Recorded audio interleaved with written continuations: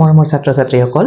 তোমালোকৰ ইকনমিক্সত micro economics অৰ্থাৎ ব্যষ্টিবাদী অৰ্থনীতি খণ্ডটোত এটা চেপ্টাৰ পাইছা যিটোৰ নাম হ'ল উৎপাদন ব্যয় ইংৰাজীত কোৱা হয় কষ্ট অফ প্ৰডাকশন বা কিছুমান কিতাপত তোমালোকে অকল ব্যয় বা কষ্ট বুলিও পাব পাৰা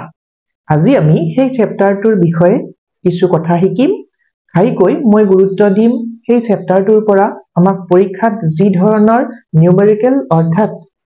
অংকৰ নিচিনা ক্যালকুলেশন কিছুমান কৰিবলৈ দিয়ে সেইখিনি আমি কেনেকৈ সমাধান কৰিব পাৰিম সেই বিষয়ে আজি গুৰুত্ব দিম গতিকে চেপ্টাৰটোৰ আৰম্ভণিখিনি তোমালোকে অলপ গুৰুত্ব সহকাৰে শিকিবা তাৰ ধাৰণাখিনি স্পষ্ট হলে আগৰ ধাৰণাখিনিও তোমালোকে সহজ পাবা তেন্তে আৰম্ভ কৰো আমি বলা আগবাঢ়ো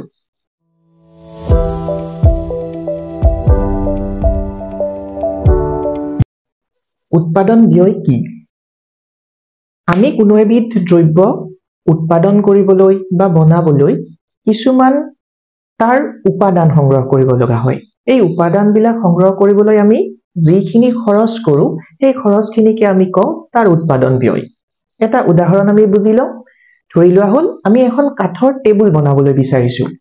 সেই টেবুলখন বনাবলৈ আমি সংগ্ৰহ কৰিব লগা হ'ল প্ৰথমতে কাঠ এটুকুৰা কাঠৰ মই দাম লিখিলো 2000 টকা এই কাঠৰ টুকুৰাসমূহক এসেম্বল কৰিবৰ কাৰণে আমাক গজাল বা অন্যান্য তেনেকুৱা সামগ্ৰীৰ প্ৰয়োজন হ'ল সেইটো মই লিখিলো 100 টকা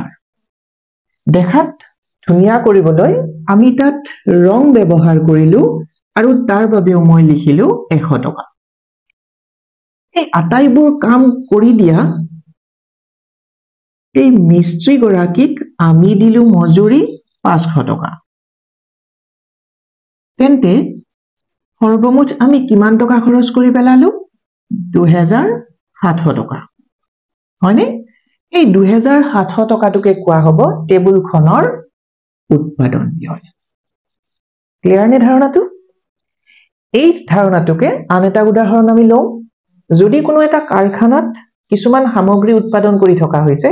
সামগ্ৰীটো উৎপাদন কৰিবলৈ ব্যৱহাৰ কৰা যন্ত্ৰপাতিসমূহ তাত ব্যৱহাৰ কৰি থকা কেঁচা সামগ্ৰীসমূহ আৰু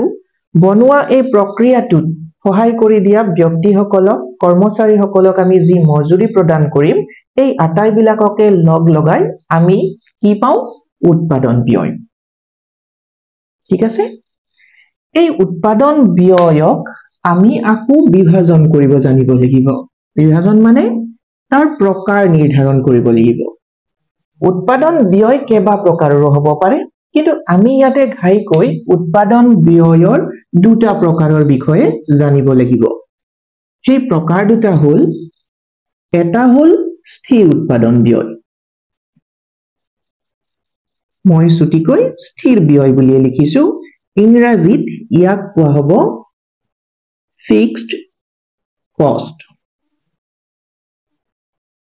আৰু আনটো কোৱা হ'ব পৰিৱৰ্তনশীল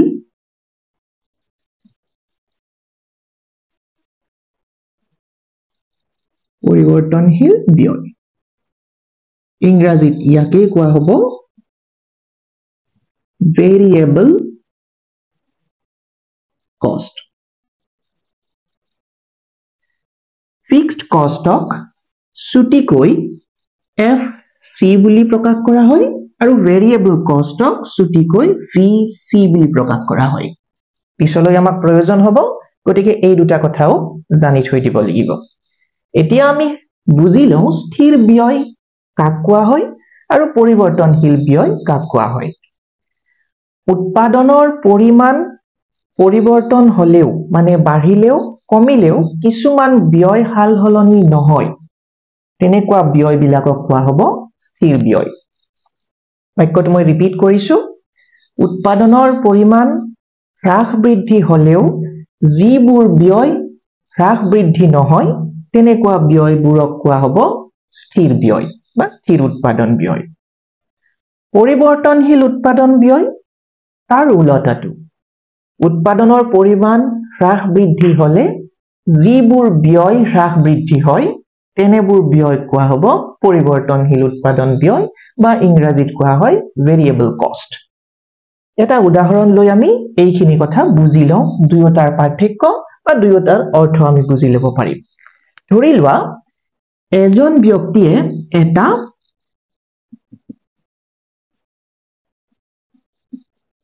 জেৰক্স মেচিন কিনি আনিলে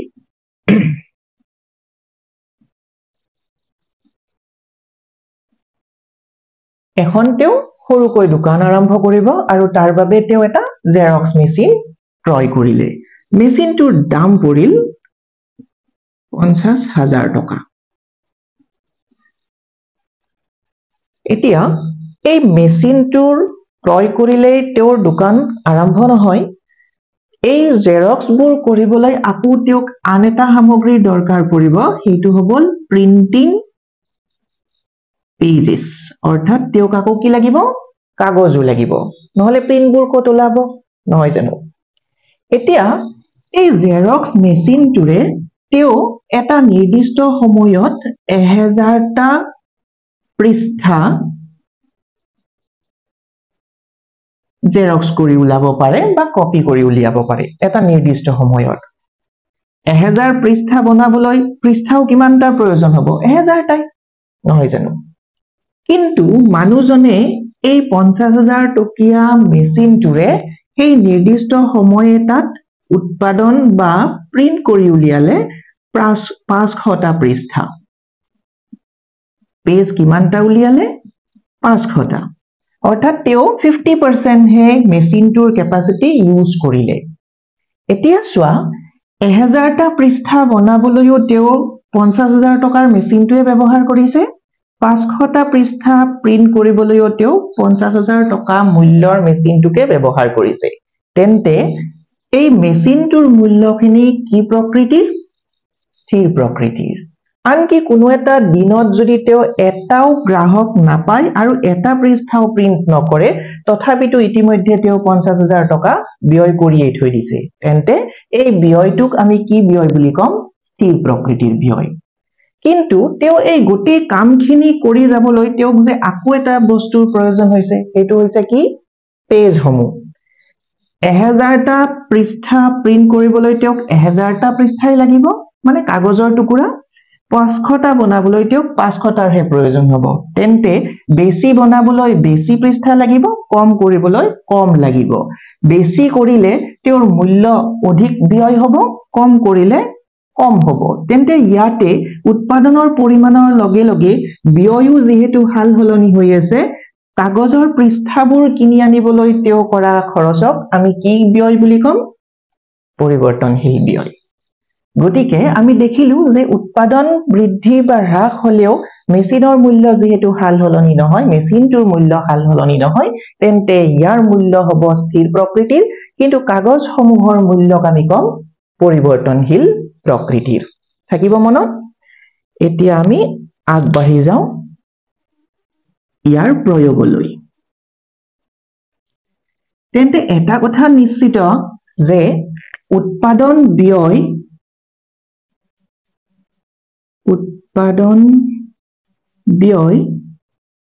প্ৰকৃততে স্থিৰ ব্যয় আৰু পৰিৱৰ্তনশীল ব্যয় দুয়োটাৰে যোগফল তেন্তে মুঠ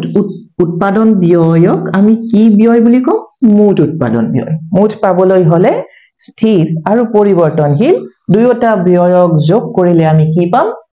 স্থিৰ মুঠ উৎপাদন ব্যয় পাম ইয়াত এটা সূত্ৰৰ নিচিনাকৈ আমি ব্যৱহাৰ কৰিব পাৰিম